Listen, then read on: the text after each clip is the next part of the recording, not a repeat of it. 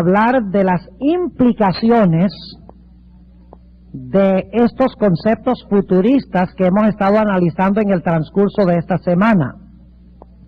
Y para hacerlo quiero invitarles que busquen en sus Biblias conmigo Daniel el capítulo 7. Daniel el capítulo 7. Y vamos a repasar el historicismo en este capítulo. Este capítulo desde una perspectiva historicista. Y esto va a ser solo un repaso para comenzar.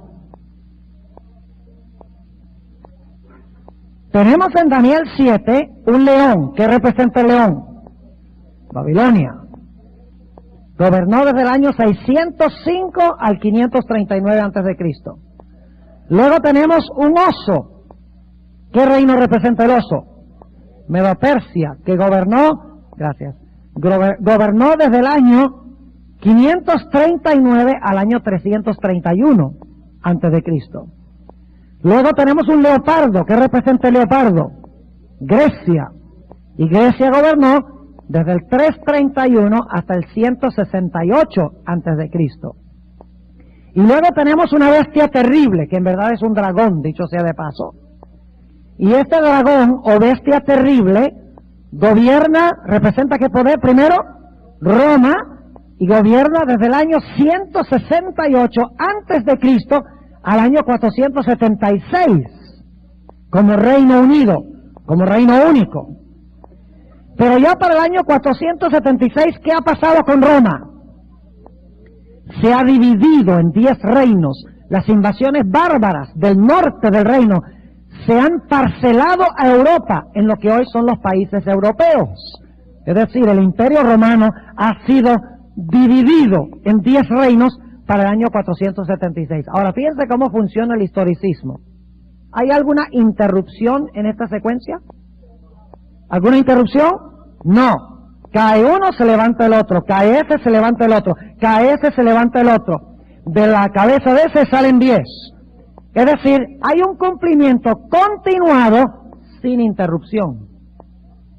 Ahora, después de los 10 cuernos, se levanta un cuerno pequeño. Entre los 10. Ahora, si los 10 son los 10 reinos de Europa, ¿a dónde esperamos que se levante el anticristo? En Europa. Y como se levanta después que los 10 cuernos están allí, tiene que levantarse después de qué fecha? Después del año 476. Y según dice la Biblia, cuando se levante ese cuerno pequeño, va a gobernar ¿cuánto tiempo? Va a gobernar tiempos y la mitad de un tiempo, que constituye ¿cuánto tiempo calendario? 3 años y medio, multiplicado por 360 días cada año, ¿da cuánto? 1260 años.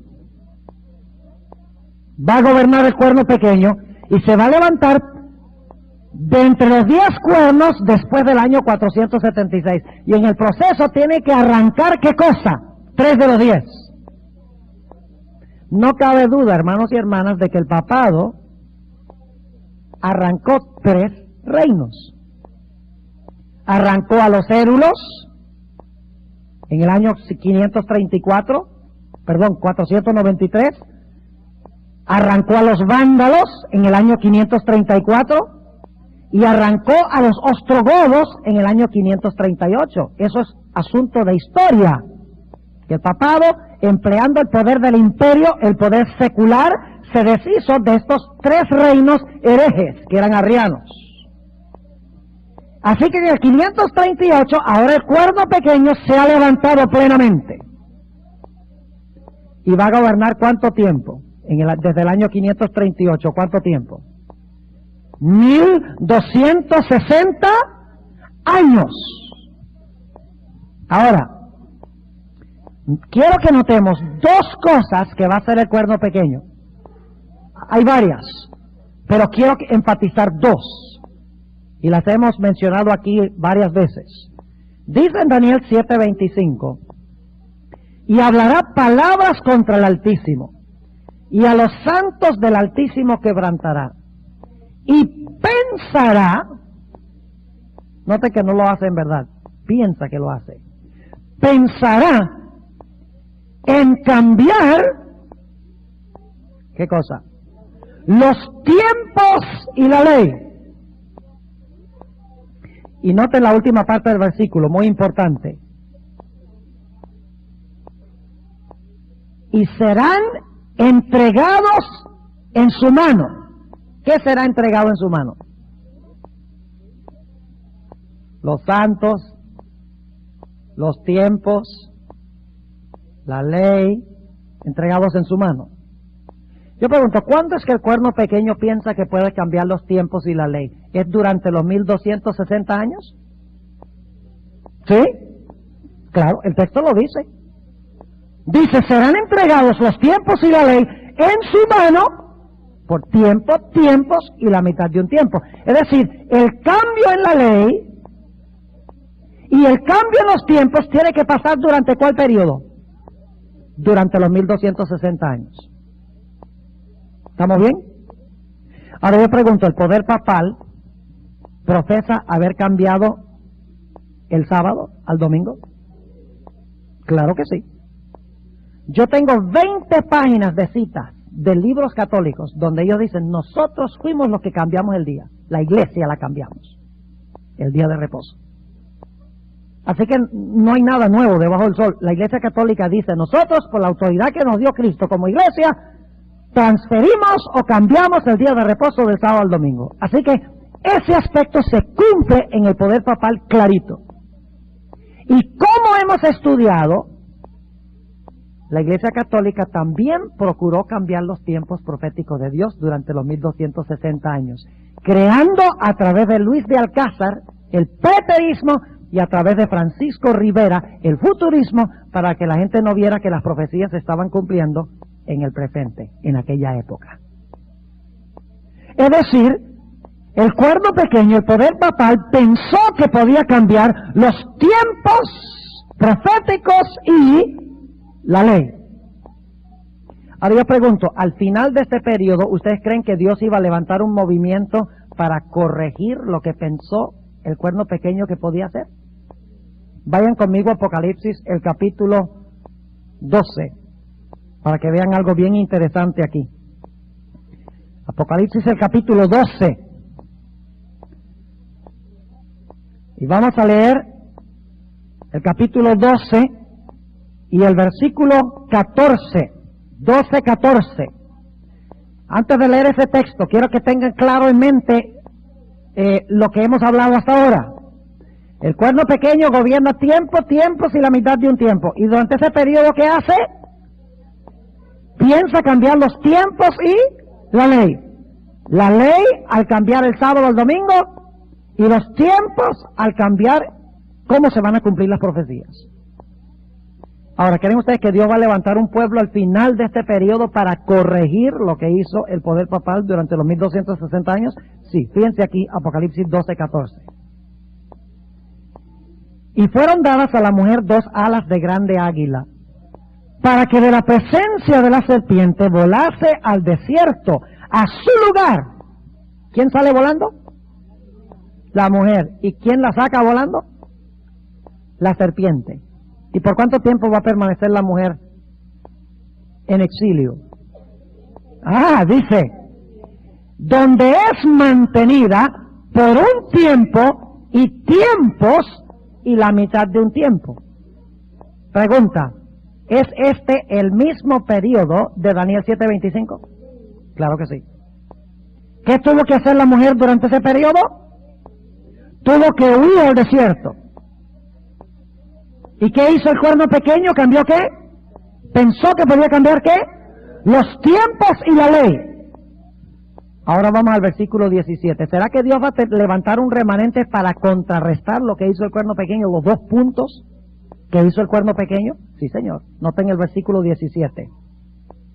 Entonces, el dragón fue airado contra la mujer. ¿Esto está en el mismo contexto de los 1260 años? ¿Es cuando terminan los 1260 años? Sí, porque acabamos de leer en cuanto a tiempo, tiempos y la mitad de un tiempo. Esto viene como respuesta a lo que pasó en ese periodo. Dice, entonces el dragón fue airado contra la mujer y se fue a hacer guerra contra el remanente de la simiente de ella, los cuales guardan los mandamientos de Dios.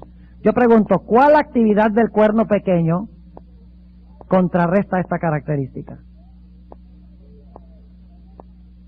El cuerno pequeño cambió los tiempos y la ley. Si Dios levanta ahora un pueblo que guarda los mandamientos, ¿cuál de las dos cosas que hizo el cuerno pequeño está contrarrestando este remanente?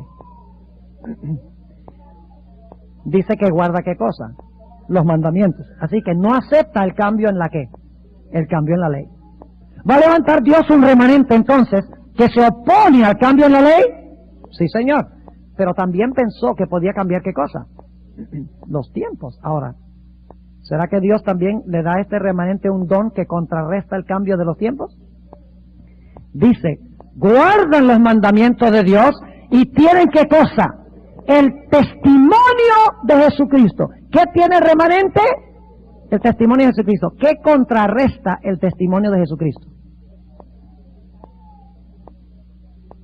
El cambio que hizo el cuerno pequeño en el calendario profético de Dios. Porque ¿saben qué es el testimonio de Jesucristo? Es tener un profeta que presente las cosas como Dios dice que se deben presentar. Vayan conmigo al capítulo 19:10. Vamos a comparar otros dos textos sobre el testimonio de Jesucristo. Dice en el capítulo 19 y el versículo 10,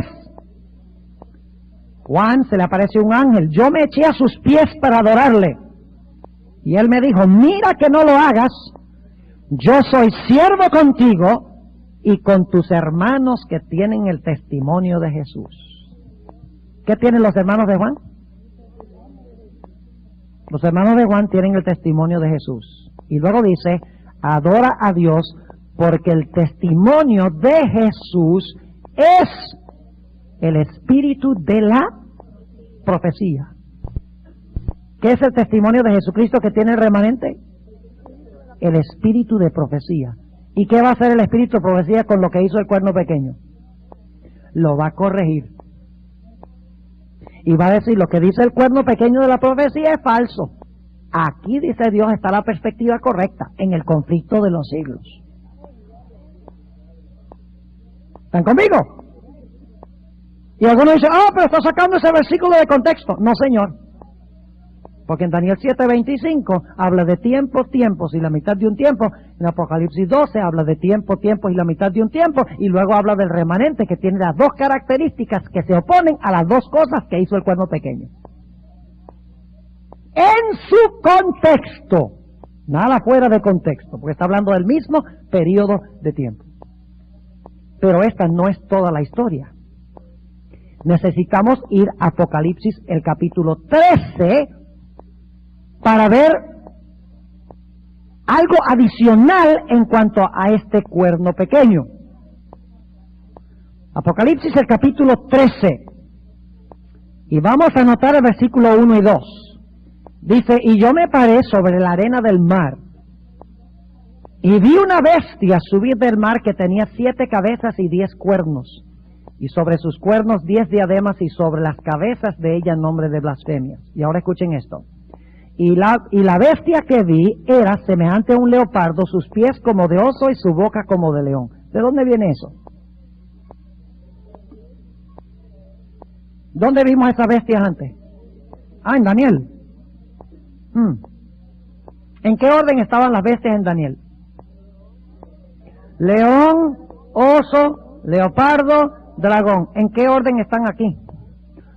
Dragón, leopardo, oso, león.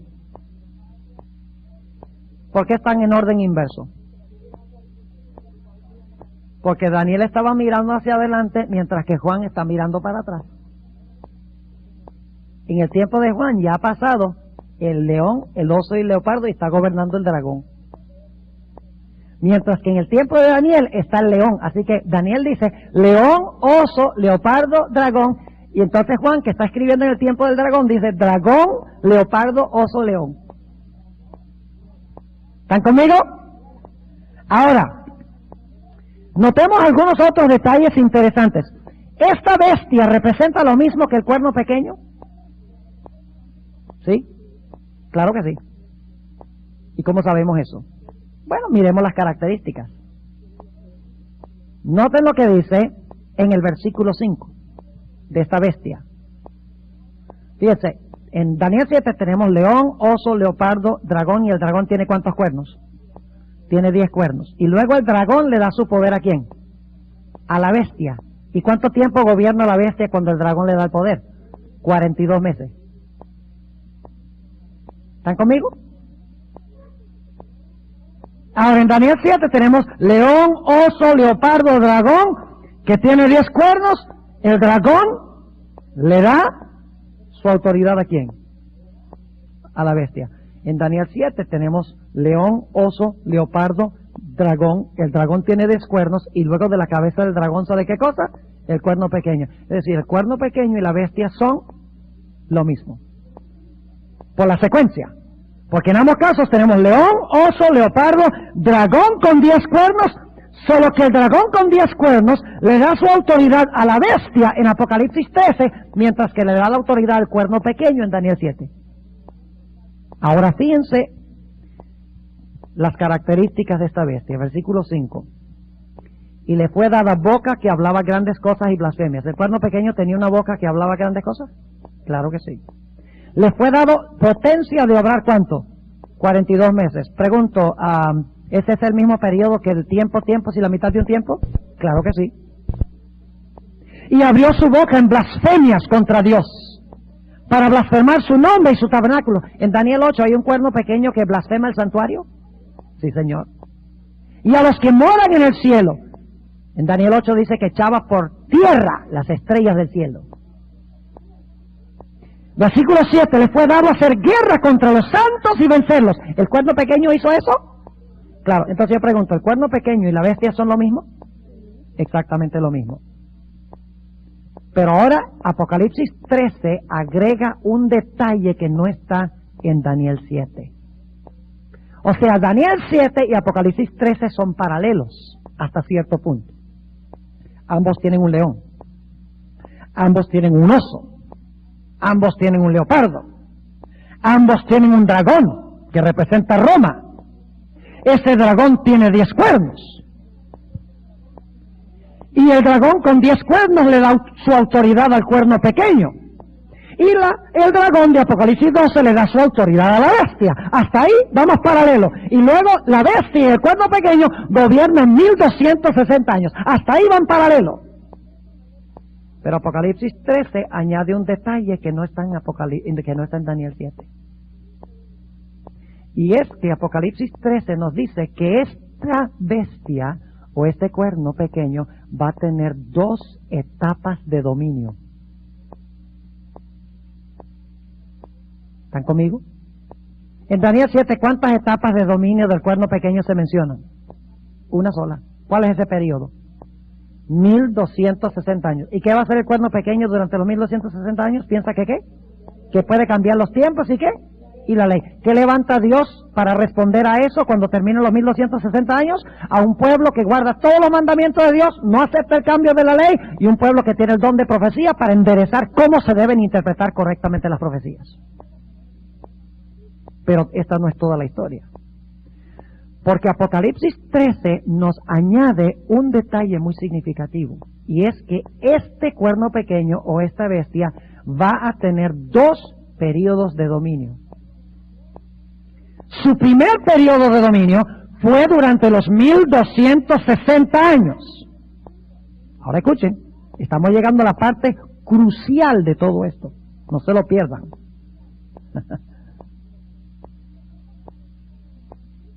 Este cuerno pequeño iba a gobernar 1260 años y luego iba a perder ¿qué cosa? Su poder.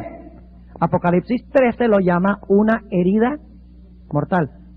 Yo pregunto, ¿debe haber recibido la herida mortal al terminar los 1260 años? Pues tiene que ser, porque si no lo recibió al terminar los 1260 años, entonces su dominio duró más que 1260 años. Así que tiene que ser que lo que termina los 1260 años, su dominio es la herida mortal que se menciona en Apocalipsis 13. En Daniel 7 no hay ninguna mención de una herida mortal, pero se insinúa limitando su tiempo de dominio a 1260 años. Ya se sabe que si va a dominar 1260 años, tiene que haber perdido su dominio al terminar ese tiempo. Pero Apocalipsis 13 lo hace explícito. Apocalipsis 13 dice, al final de este tiempo, el que lleva en cautividad, va en cautividad. Y el que a cuchillo mata, a cuchillo lo van a matar. Lo que está implícito en Daniel 7 está explícito en Apocalipsis 13. Pero Apocalipsis 13 va un paso más allá. Dice que la herida mortal va a ser ¿qué? Sanada. Y luego el cuerno pequeño, y esto no lo menciona Daniel 7. Daniel 11 sí, pero Daniel 7 no. Dice que cuando la herida de muerte sanada, todo el mundo se va a maravillar en pos de ¿qué? De la bestia, y en Daniel 7 sería el caso de ¿qué? Del cuerno pequeño. Todo el mundo se va a maravillar detrás de ¿qué? De la bestia o del cuerno pequeño. Ahora escuchen esto. Satanás le gustó la idea de que se levantara un remanente para contradecir lo que hizo el cuerno pequeño. ¿Ustedes creen que Satanás se va a sentar con las manos cruzadas y no va a hacer nada sobre eso? Ahora escuchen algo interesante. Cuando ustedes leen Apocalipsis 13, en cuanto a la bestia, van a descubrir algo muy interesante, y es esto. Todas las características que se mencionan en Daniel 7 del cuerno pequeño se repiten en Apocalipsis 13 menos 2.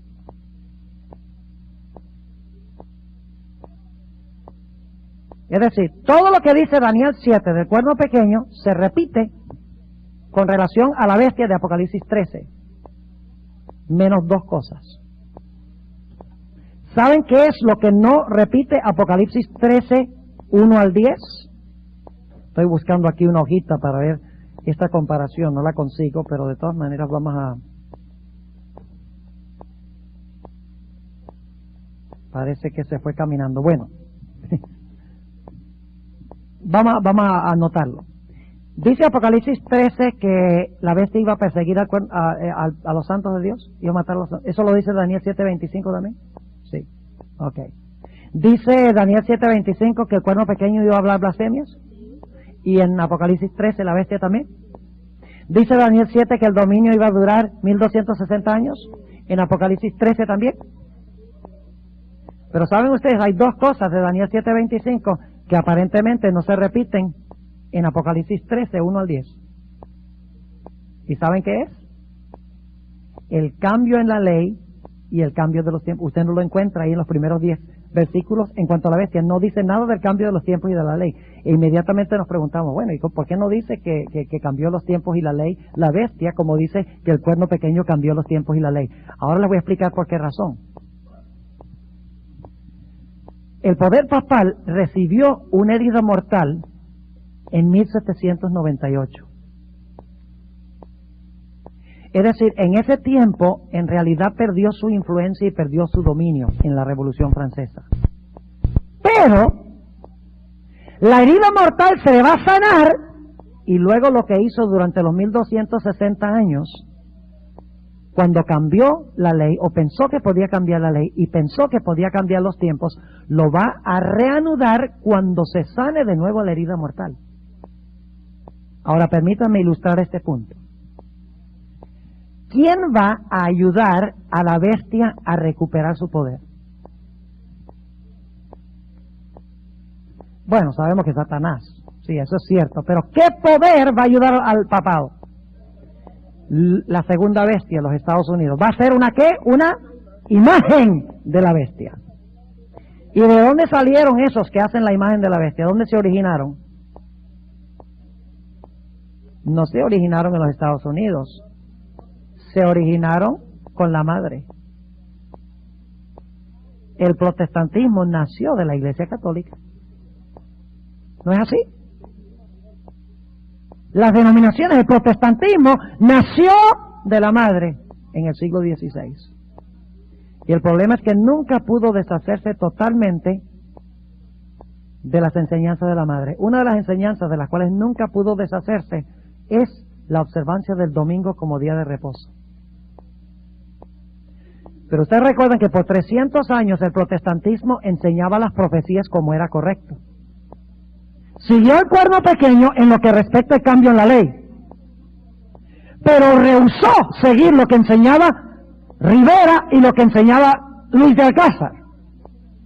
Lo resistió 300 años después que se levantaran Luis de Alcázar y Francisco Rivera. Pero luego, ¿qué pasó con el protestantismo? No solamente aceptó el falso día de reposo de la bestia o del cuerno pequeño, sino ahora ha aceptado ¿qué cosa? La falsa perspectiva profética de la madre también. Ahora, aquí viene la parte crucial. ¿Qué va a hacer Satanás para imponer el cambio en la ley en los últimos días?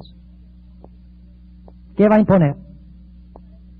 La marca de la bestia. ¿Cuál es la marca de la bestia? La marca de la bestia, entonces, ¿es el cambio en la ley?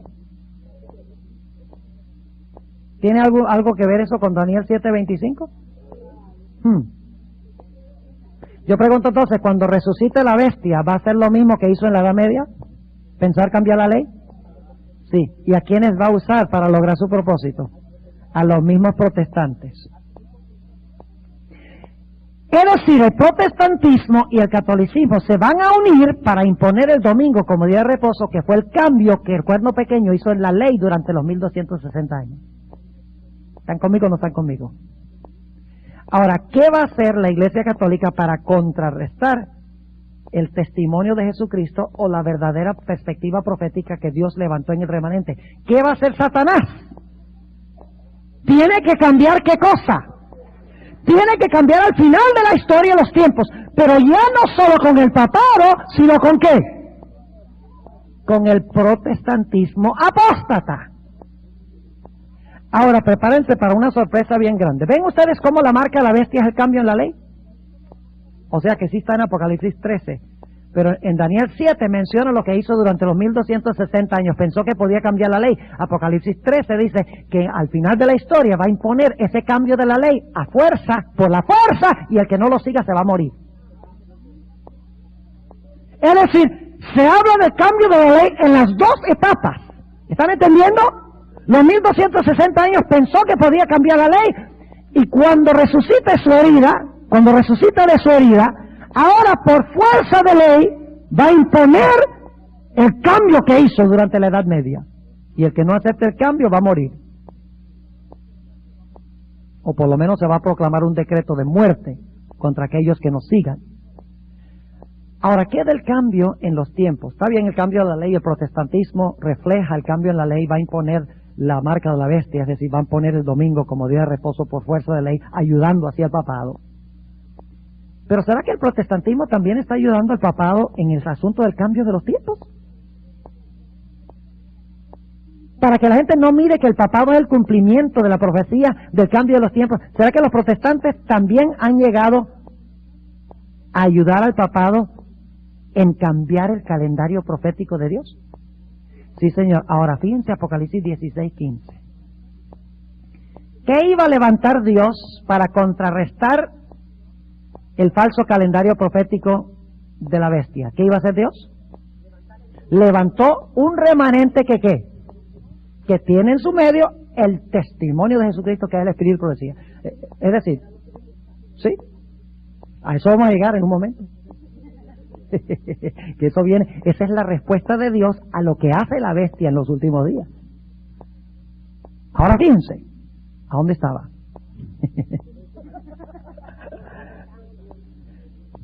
Ok, Apocalipsis 16, no 16:15, sino 16:13. Vamos a leer. Dios levantó un remanente que tiene el testimonio de Jesucristo, el Espíritu de profecía, para explicar las profecías desde una perspectiva historicista, como el conflicto de los siglos.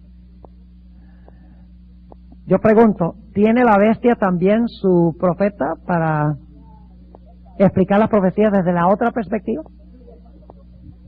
Noten Apocalipsis 16:13. Y vi salir de la boca del dragón, y de la boca de la bestia, y de la boca del falso profeta. ¿De la boca de qué? Falso profeta. ¿Quién es el dragón? ¿Y quién es la bestia? ¿Y el falso profeta quién es? ¿Por qué al protestantismo se le llama el falso profeta? Porque Dios levantó uno verdadero.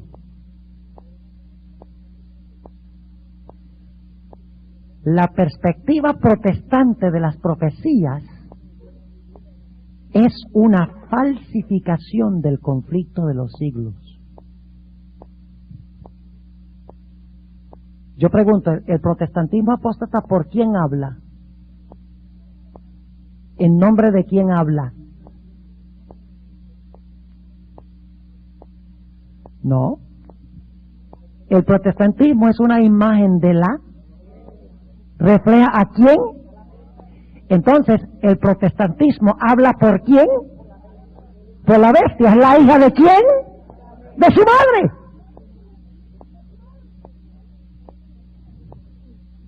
Proféticamente, los protestantes hablan lo mismo que se originó entre los jesuitas de la Iglesia Católica.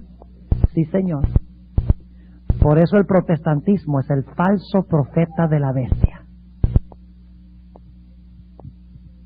Esto es serio. El protestantismo moderno de hoy es portavoz del mensaje de la bestia. Primero, porque enseña que hay que guardar el día de reposo de la bestia, y segundo, porque usa los métodos de explicar las profecías también de la bestia. Así como el remanente tiene el don de profecía, un profeta que habla por Dios, el protestantismo es un poder que habla por la bestia. Qué triste que el protestantismo moderno haya llegado a ser portavoz del mensaje de la bestia. Que la hija esté haciendo lo que le enseñó su madre. Y saben que esta terminología, madre e hija, en realidad viene de la experiencia del martirio de Juan el Bautista. ¿Ustedes recuerdan? Estaba el rey Herodes. ¿Y quién quería ver muerto a Herodes? Herodías lo quería ver, no a Herodes, sino a Juan el Bautista. ¿Quién quería la muerte de Juan el Bautista? Herodías. ¿Podía Herodías echarle mano a ella directamente? No, pues no tenía influencia sobre el rey. ¿A quién tuvo que usar como su portavoz? A la hija. Salomé era la portavoz ¿de quién? De su madre.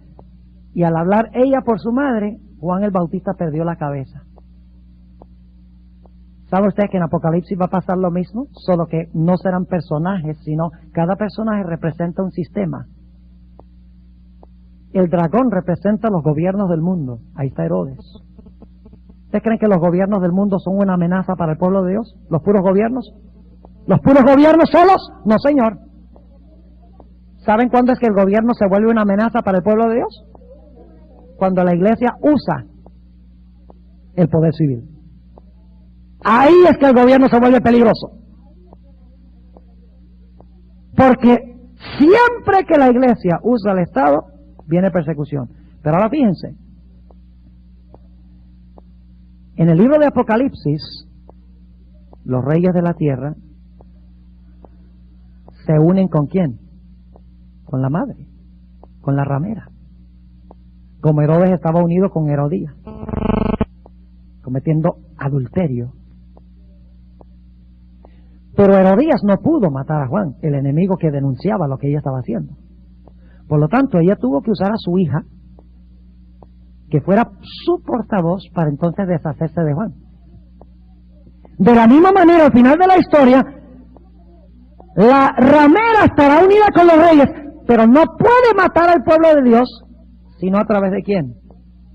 A través de sus hijas, o su imagen, o su falso profeta. Ahora yo pregunto, en respuesta a todo este asunto, del cambio de la ley en los últimos días, la imposición de la marca de la bestia. Y en respuesta al cambio de la perspectiva profética, ¿Dios tiene una respuesta a estas cosas en los últimos días? ¿Dónde está la respuesta? En los mensajes de los 3 ángeles. Ustedes han oído que yo he dicho que la historia es un juego y contrajuego. El cuerno pequeño durante 2260 años piensa, yo voy a cambiar la ley y yo voy a cambiar los tiempos. Dios dice, no hay problema, yo te levanto un remanente que guarda los mandamientos y tiene un verdadero profeta. Y la bestia, así es la cosa, dice la bestia. Entonces yo impongo mi marca, que es el cambio en la ley, y yo levanto un falso profeta que enseña mis conceptos proféticos. Dios dice, así es la cosa, entonces yo te mando 3 ángeles.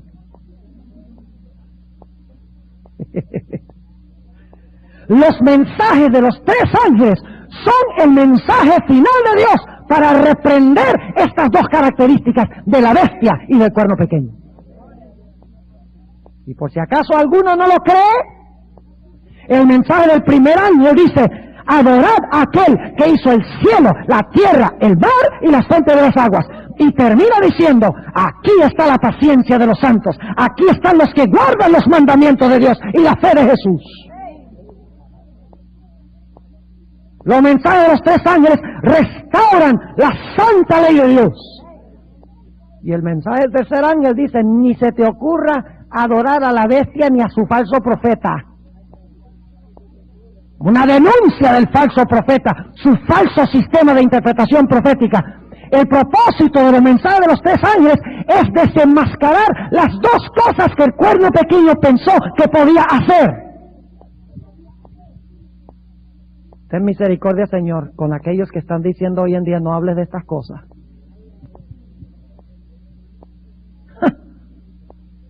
Entonces mi pregunta es ¿cuándo? ¿Después del cierre de la puerta de la gracia? ¿Van a saber los protestantes estas cosas? Ahora permítanme compartir con ustedes por qué es tan serio este asunto de los cambios del tiempo y la ley. Escuchen bien. Hablemos en primer lugar del hecho de que Satanás odia el historicismo. Nosotros empezamos esta serie hablando del historicismo. Satanás odia ese método que usa la hermana Elena G. de White en el libro El conflicto de los siglos. Hay un libro que debe tener todo el mundo hoy en día, es El conflicto de los siglos. Porque eso presenta la verdadera perspectiva profética que da el testimonio de Jesucristo en estos últimos días, usando el método historicista. Pero el falso profeta ha cambiado todo. Y permítame mencionarles ahora algunas cosas que ya he mencionado, algunas cosas nuevas, sobre las terribles implicaciones de las enseñanzas del falso profeta. En primer lugar, el falso profeta, el protestantismo apóstata que ha tomado las enseñanzas de su madre, de estos teólogos jesuitas, han cambiado el tiempo del cumplimiento de las profecías. Les explico. Según la perspectiva historicista, el anticristo ya se levantó. Gobernó 1260 años. Y gobernará de nuevo por un poco de tiempo al final de la historia. ¿Saben ustedes que eso comprueba que el anticristo no es una persona? Porque si gobernó por 1260 años y luego es herido de muerte y resucita por un corto de tiempo al final de la historia, ¿cómo eso puede ser una persona literal? No puede. Así que la Biblia enseña que el anticristo se levantó durante la Edad Media, los 1260 años, 538 a 1798. Ahí está, para que todos lo puedan ver, en la secuencia historicista. No tenemos que adivinar. Pero ¿saben ustedes lo que hace el futurismo? Por ejemplo, Dave Hunt en su libro Global Peace. Y Dave Hunt es un poquito diferente que todos los demás futuristas. Él sí ve al papado representado por la ramera de Apocalipsis 17. Por lo menos eso lo tiene correcto. Dice la ramera en la Iglesia Católica y escribió un libro que se llama A Woman Rides the Beast. Si ustedes creen que el conflicto de los siglos critica al papado, ustedes deben leer ese libro. Ave María. Un ataque pero mordaz contra el catolicismo, usando Apocalipsis 17, pero él todavía cree que el cuerno pequeño es una persona que se va a levantar en el futuro en la tribulación. La Biblia enseña que la ramera y el cuerno pequeño y la bestia, todos son lo mismo. La abominación asoladora, el hombre de pecado, todo eso representa lo mismo. Pero él lo separa. Ahora fíjense lo que dice Dave Hunt. Él dice, la cuarta bestia fue Roma. Dice, pero Roma cayó y nunca se levantaron los 10 cuernos. Dice, va a resucitar Roma después que la iglesia sea raptada secretamente al cielo. Y entonces él va a gobernar sobre una federación de 10 naciones. Es decir, Roma va a existir dividida en 10 naciones y sobre eso va a gobernar una persona que es el anticristo. Es decir, entre la cuarta bestia y los 10 cuernos y el cuerno pequeño hay un paréntesis de más de 2000 años. ¿Y quién está escondido en ese paréntesis? El verdadero anticristo. ¿Por qué los protestantes no pueden ver que el papado fue el que cambió la ley?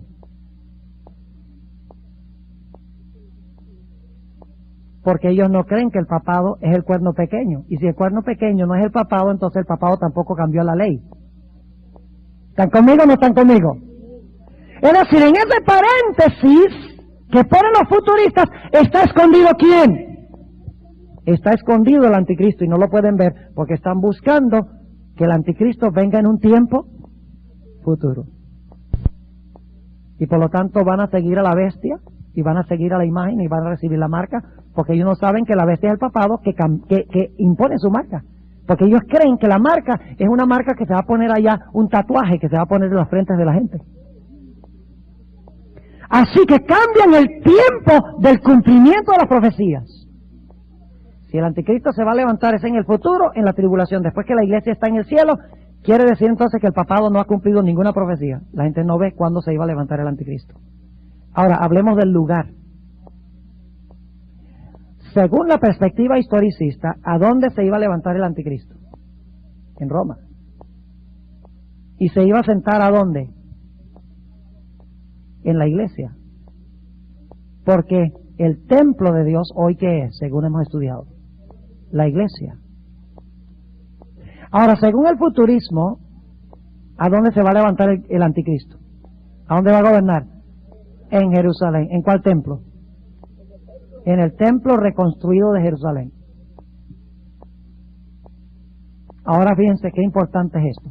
No solo se equivocan en el tiempo, ya vimos, porque ellos lo proyectan al futuro o al pasado y por lo tanto no pueden ver al anticristo gobernando en el presente, sino que también cambian el lugar donde se levanta el anticristo. Si usted está mirando, y dicho sea de paso, también dicen que ese anticristo que se va a sentar en el templo de Jerusalén va a construir una estatua bien grandota, la imagen de la bestia. Y dice que milagrosamente, en la serie Left Behind, dice que milagrosamente esa estatua va a empezar a hablar. Y que todos se van a inclinar ante la imagen de la bestia, allá en Jerusalén. ¿Por qué es tan serio este asunto? Porque la bestia está creciendo en otra parte. Y la imagen está creciendo también en otra parte. Pero como todo el mundo está mirando al lugar donde no es, la bestia y el falso profeta crecen y no lo pueden ver porque están mirando a donde no es. ¿Están conmigo? Y por lo tanto no ha de sorprendernos que los protestantes están tan enamorados de la Iglesia Católica ahora. Y quieren unirse. Y firman convenios. Y el presidente de los Estados Unidos va a visitarlo. Y el mismo Bill Clinton, cuando vino, lo llama Santo Padre, su santidad. ¿Qué es eso? Un bautista diciéndole Santo Padre y su santidad. Yo no estoy diciendo que Juan Pablo II es mala gente, personalmente no tengo nada personalmente contra él, pero a ningún ser humano se le puede llamar su santidad o Santo Padre. Jesús dijo, no llaméis a ningún hombre en la tierra a tu Padre, y mucho menos Santo Padre. Ten misericordia, Señor. Entonces, al cambiar el lugar donde se levanta el anticristo, dice, no, eso no se levanta aquí en los Estados Unidos, no, en Roma no, allá en el Medio Oriente. Como resultado de eso, la gente no ve los poderes que están cumpliendo estas profecías. Y como ellos no ven que el anticristo de la Biblia es el papado, es muy fácil, ¿qué? Decir, unámonos con este sistema. ¿Ustedes creen que